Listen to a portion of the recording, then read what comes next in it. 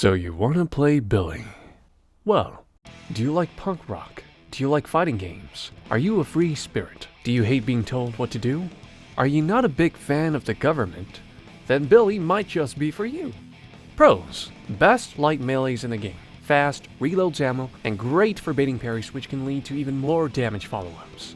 Teamfight machine: he has 2 AoE spells and his ult is a potent playmaking tool. Lock-on machine: especially if you can hit your 2 on any opponent and do the 2-1-3-1 combo. Consistently strong: unlike most heroes, Billy's never really had a rough patch. He'll always be great in any meta. Jungling: his kit works really well with clearing the tier 1s, 2s, and 3s. Godlike voice lines: some of the best voice lines in the game. Low skill ceiling: once you figure out how to play Billy, it becomes smooth sailing from there.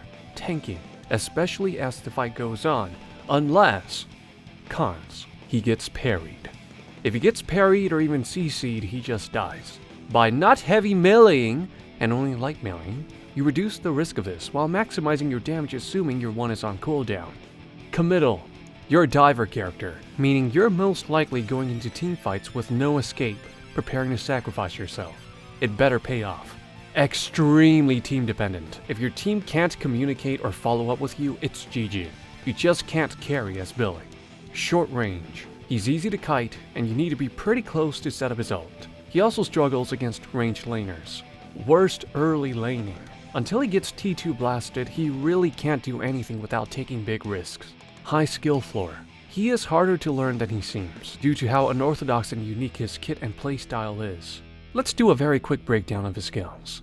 1. Bash Down: his main damaging and AoE tool that knocks enemies up and procs melee items and resets Billy's 3. 2. Rising Ram: this charging headbutt has 3 uses: to engage, to escape, and to reposition while ulting. 3. Blasted: an important spell that gives Billy bullet damage amp. Its tier 2 upgrade gives him extra charge of bash down, so whenever you get T2, always save this for when you engage and land your 1. 4. Chain Gang: the team fighting and playmaking tool. Use it to grab enemies clumped together near you or to prevent a certain enemy from escaping after you've caught them. Until you get T2 blasted, you generally want to play safe and hide, since you have a big head that's susceptible to headshots or proccing enemy passives. If the enemy overextends, you can get close to them, press 3, and get a feel of when to light melee, not heavy melee, as you're shooting them.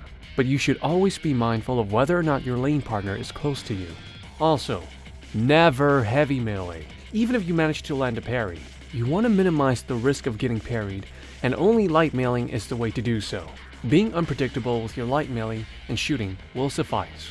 After you get T2 blasted, you need to look for opportunities to do the 2-1-3-1 combo.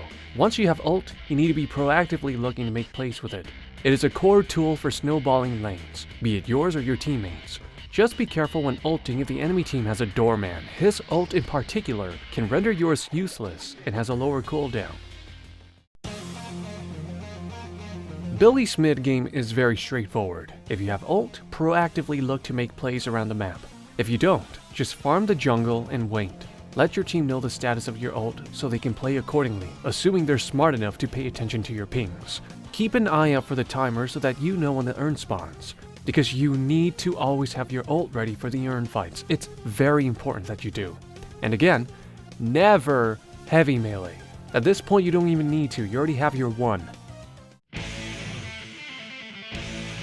Same idea as the mid game, you want to play around your ult and do everything you can to stay alive. The enemy team will focus you, so the tankier you are, the better of a distraction you will be, as your damage carries are safer from enemy fire. Make sure you're close to your teammates or your teammates are close to you in case a teamfight breaks out. While urn is still very important, you now have mid boss to account for as well, so your ult can be used for one of 3 things: to fight urn, to secure or contest mid boss, or to decisively win a team fight, which allows your team to get mid-boss and or urn. Also, just in case you forgot, never heavy melee. I've gone on win streaks and climbed the ranks as Billy by simply adhering to this game plan, so I hope this guide helps you in popping off, winning your games more, and maybe climbing up those ranks should you choose to start playing Billy. If this guide helped you in any way, please like, comment, and subscribe. You might also want to subscribe if you want to see more Billy content, since I am a Billy and Doorman main. That said, I'm P2, and I will see you next time. Take care. Peace.